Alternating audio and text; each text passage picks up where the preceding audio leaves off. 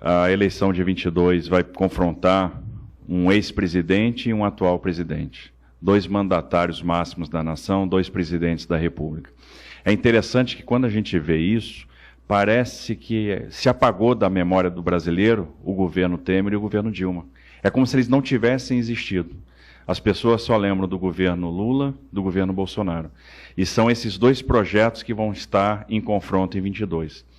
São os 2 maiores líderes da história política recente e ambos têm parcelas expressivas do eleitorado, um eleitorado fiel. E aí não há espaço para uma terceira via dentro desse cenário. O Moro desistiu da candidatura à presidência da República, que era uma candidatura que também não tinha decolado. Então o presidente acaba tendo uma visão do jogo que ninguém tem, absolutamente ninguém tem. E o que ele acaba falando acaba se confirmando.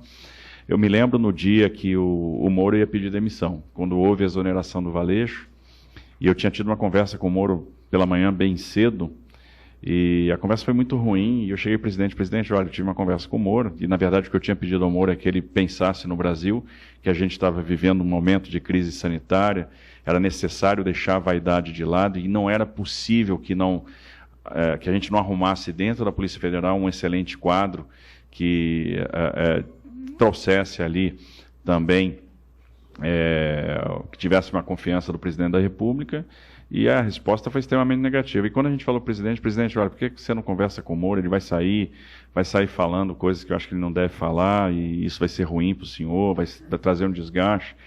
Acho que ele está aí pensando alguma coisa politicamente para frente. O presidente disse, não esquenta a cabeça, não vai a lugar nenhum. Ele queimou a largada.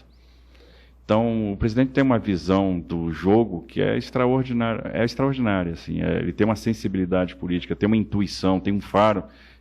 Nós estávamos inaugurando a ponte do Abunã, fica na ponta do Abunã, na divisa, né, de Rondônia com Acre. A ponte é toda em Rondônia, mas é necessária para quem acessa o estado do Acre. O estado do Acre, durante anos, décadas, viveu isolamento, ou seja, para você chegar no Acre, você tinha necessariamente que pegar uma balsa para atravessar o Rio Madeira.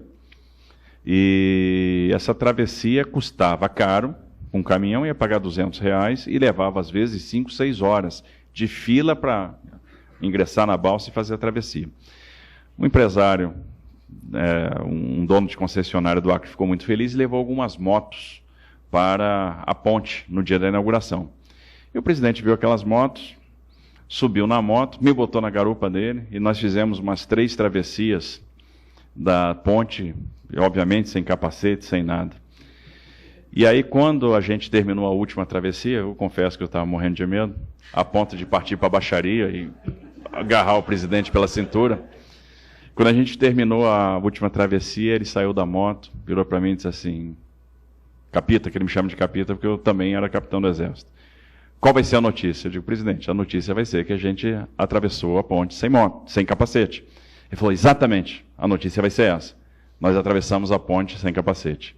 Só que eles vão falar da ponte, eles vão falar da inauguração dessa obra, que levou décadas, e do contrário ninguém ia falar.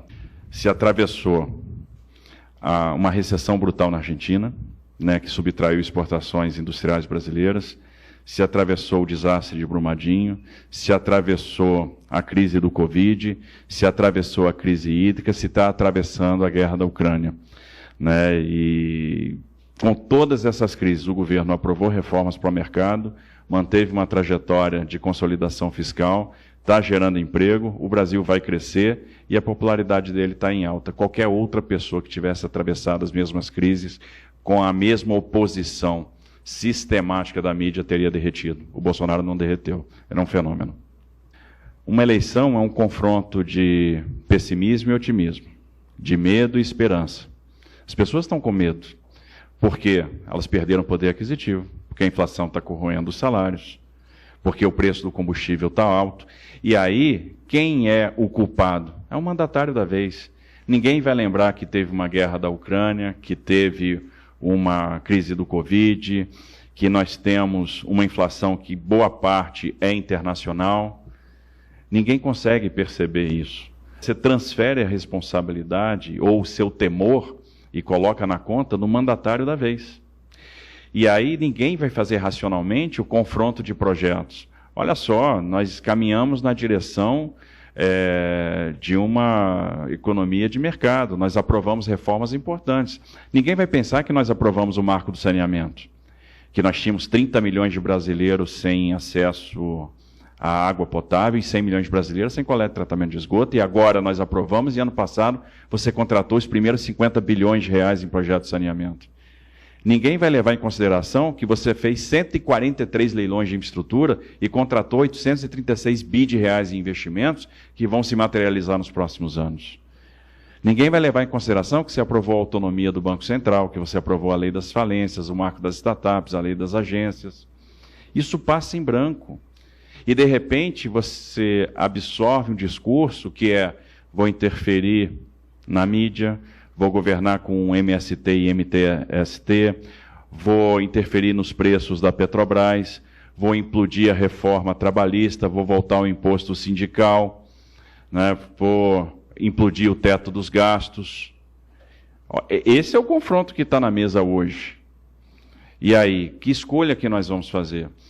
Porque o que a gente tem que perceber é que o caminho que nós trilhamos vai nos dar futuro. E se a gente não tivesse passado por essas crises, os dados apontavam, até março do ano de 2020, que nós cresceríamos em 2020 alguma coisa perto dos 4,5%. A arrecadação estava mostrando isso.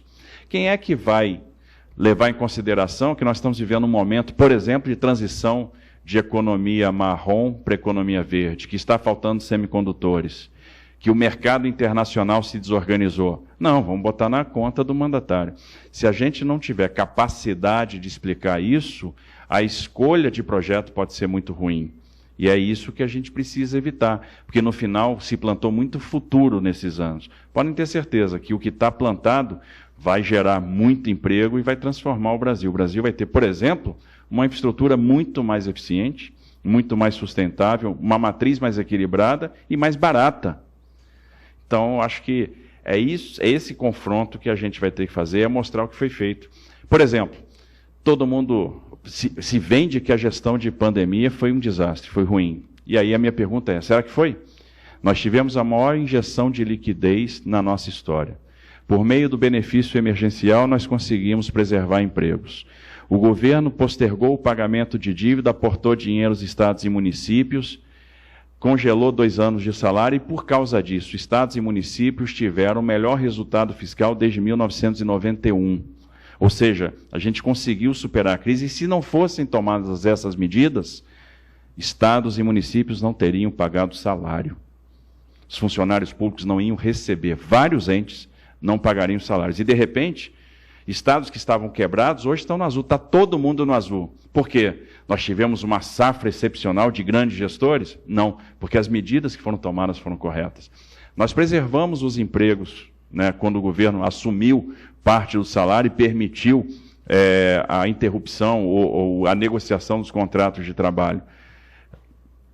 Veio o auxílio emergencial, que manteve ali uma capacidade de compra e aquilo que virou poupança num determinado momento, se transformou em consumo e isso manteve a roda da economia girando. A gente conseguiu, por exemplo, nós operamos com uma taxa de juro baixa durante o período do Covid para manter a economia viva e agora a gente está com um degrau a mais acima do juro neutro, o que vai nos permitir uma redução da inflação. E interessante, a gente está vendo um aporte, um fluxo de recursos para o Brasil enorme. Basta ver o que está acontecendo no câmbio. O mundo talvez já tenha percebido que a inflação vai ser um efeito persistente, não é algo passageiro, é algo que veio para ficar durante algum tempo, e que as empresas brasileiras operam melhor nesse ambiente do que empresas de outros lugares do mundo. E, no final das contas, o fluxo financeiro está vindo para cá. Tem certas coisas que a gente vai precisar mostrar, sob pena de levar o Brasil para um caminho muito ruim.